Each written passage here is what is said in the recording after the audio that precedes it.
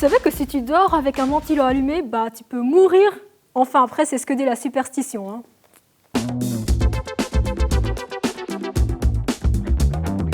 Yo, c'est Shada, bienvenue dans cet épisode de Shinusou Spécialité, qui est d'ailleurs mon 13e épisode.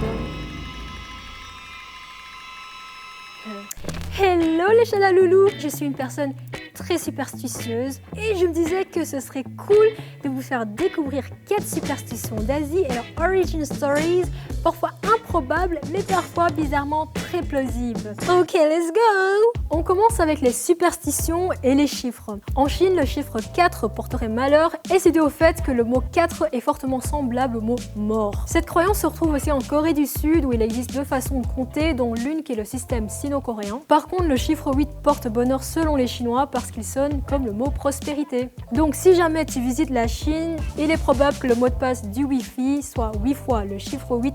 En tout cas, j'ai testé et ça marche.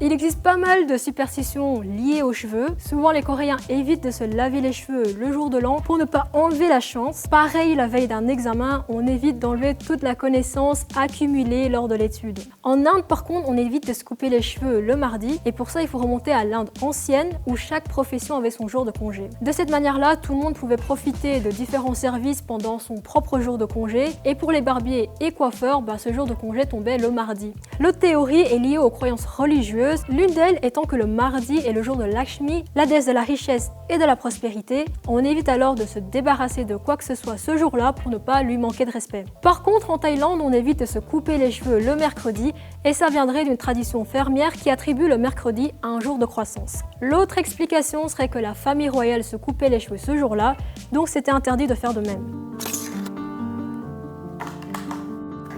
Attends, est-ce que t'as pensé à consulter le calendrier avant de te couper les cheveux? What the fuck?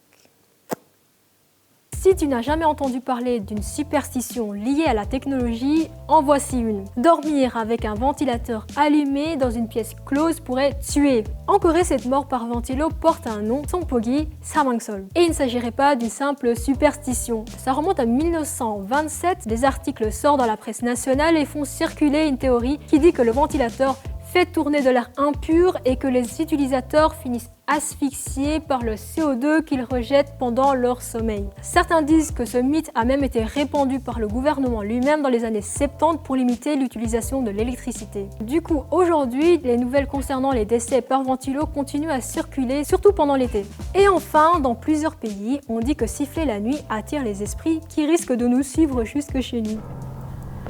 Waouh! Je sens vraiment une présence ici, quoi. Mais au Japon, on dit qu'il ne faut pas siffler la nuit, sinon les serpents vont se ramener. Et les serpents ici font en fait référence aux gens pas très nets dans l'ancien temps. Les sifflements étaient en fait un moyen de communication pour les trafiquants d'humains, les voleurs et autres criminels. Bref, évite juste de siffler la nuit.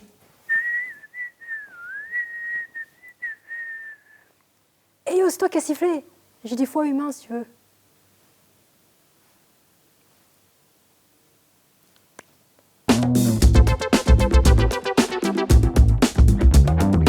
Le lieu mystère de la semaine dernière était Sathorn Ghost Tower. La Sathorn Ghost Tower.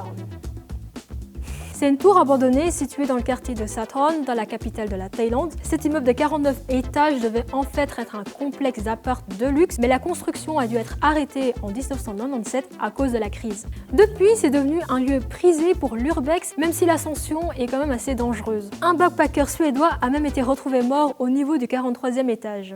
Mais c'est aussi un lieu connu pour être hanté. D'ailleurs, le seul film qui a pu y être tourné, c'est The Promise, un film d'horreur. Mais je ne peux même pas vous faire un review parce que je ne tenais pas trop à le regarder. Shinusou, c'est fini pour aujourd'hui. Dis-nous en commentaire ce que tu as pensé de cet épisode et n'hésite pas à partager les superstitions auxquelles tu crois. Et avant de se quitter, voici un nouveau lieu mystère. Bye!